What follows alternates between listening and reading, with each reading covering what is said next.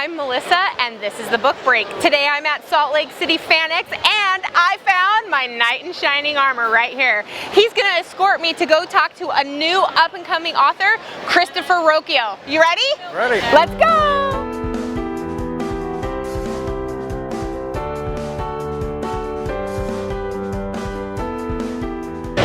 I am here, Chris Ruocchio. Now, Chris or Christopher? Christopher. Okay, Christopher. So, Christopher, you were named Barnes & Noble's new author to watch. Yeah, something like that. I don't remember the official phrasing, but yeah, I still don't know what to make of that. It means all of us watch him. Okay, so tell us about your book. So this one right here, Empire of Silence. What is this about? Yeah, so this is the first book in my space opera series. It's kind of a Frank Herbert's Dune, Gene Wolfe sort of pastiche. It's a space opera set 20,000 years in the future. Main character is a nobleman who runs away from home. He gets stuck in the middle of a war between the human empire and the first aliens who ever stood up to us. He tells you page one, it's written like a memoir, that he's the guy who ended the war and killed all the aliens. This is why and how and about all the things no one knows. I like to say he's like Anakin Skywalker of being Darth Vader, were the right thing to do. Yeah. That's awesome. So yeah, and this book 2 is already out, and book 3 will be out in July. So I'm trying not to get anyone stuck waiting for 7-8 years. Yeah, that's nice. It's been a bit fraught lately.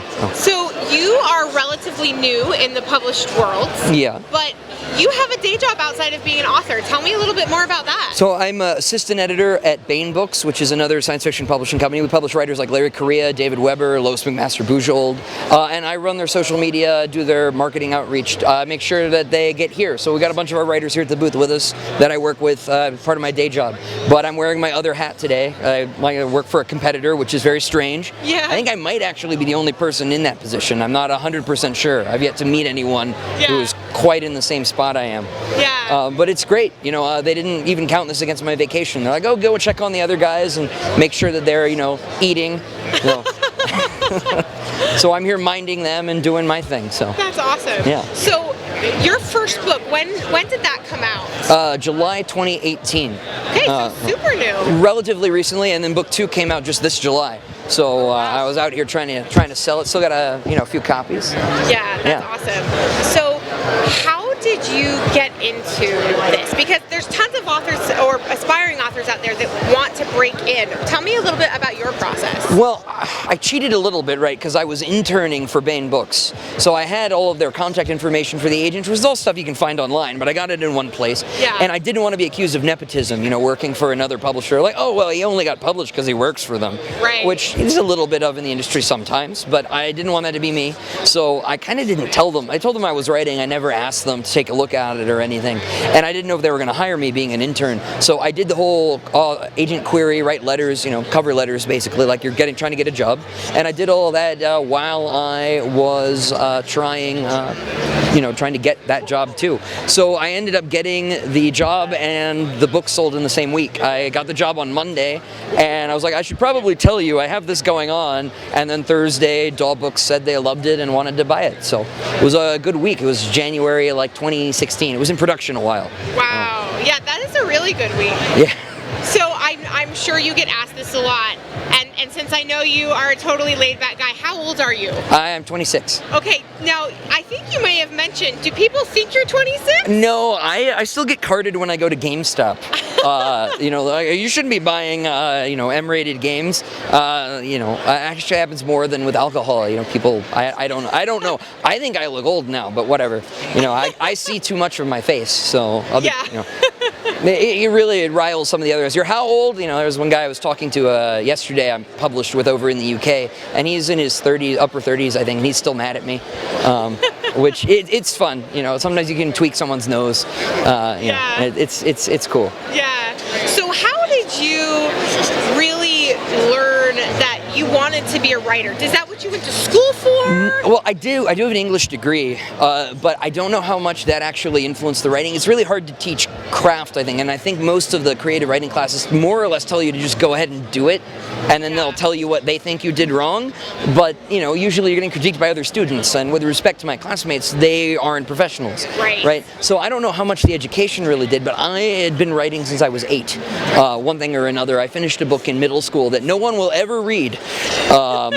And so I've just been doing that back and forth for ages and ages, and finally had something I thought was good enough to try and sell. I was getting to the end of college. I figured, well, it was about time. So I was very lucky to publish and to get the job right after I graduated too. So it was all a nice series of events. So some people get stuck doing this for years and years with little return. So I feel very lucky, blessed, I suppose, which is great. It's been a good couple of years, and it seems like it's only doing better. So being relatively new in this, do you go to a lot of conventions? Is this here your first one? Yeah, no. So this is my first time in Utah. I think it's only the second time I've been over the Mississippi in my life. I'm from North Carolina, so I do a lot of stuff on the East Coast, but this is all new to me. I think it's probably the 5th or 6th show I've done this year. I don't do as many as some. I think Kevin J. Anderson was saying he's done 23, 22, something like that this year, which is way more traveling than I want to do. But it's great getting out here and meeting the fans. And then each show I've gone to, more and more people have come and said, "Hey, man, I really liked your book," and that just makes it all worth it. Yeah, so. That's so awesome. So, being that you do have a full-time day job and you write pretty thick books. Yeah. How do you find the time to write? I don't do anything else. I haven't seen my fiance in years. She's very tolerant. I get up at 6 and I write until I go to the office, and then I'm there until 5, and I get home and I write until bedtime. Basically, sometimes I don't even get to watch. I haven't seen a movie in like 4 or 5 months, which is sad. But yeah. But it's understandable because you're writing. Yeah, it's great. I would much rather do this. I have a stack of video games. It's about this tall now, and I procrastinate by doing more work. Instead, my hobbies have been stacking up instead of the job, which is kind of strange. But yeah, it's good. It's getting done, and no one's stuck waiting for the book, and that's all good. That's awesome. Well, thank you so much, Christopher, for being with us. Thank you. Thank you for having me. Thanks, and thank you for joining us on the Book Break. We'll see you next time. Our hero went to the cave at the base of the volcano. He faced a bare rock wall where no entrance was visible. Yet Tyrus knew it was there and guarded. He had to find it. His people needed him desperately. Beyond Reality, The Lost is a book that I wrote with my grandson, DJ Densley. It is about a young man who is so lost in his games that he's given up his friends and his family. One day he finds himself waking up inside his game and discovers that living the game for real is nothing like playing it safely in your home. He stepped cautiously toward the wall, one step and then another. The ground began to shimmy.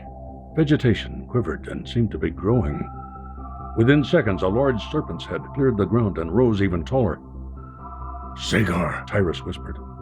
A loud shrill pierced the air. The way I came to write this book with my grandson was a simple summer project. He'd just turned 14, and I couldn't stand the idea of him being lost in his room, locked away from everybody, playing video games.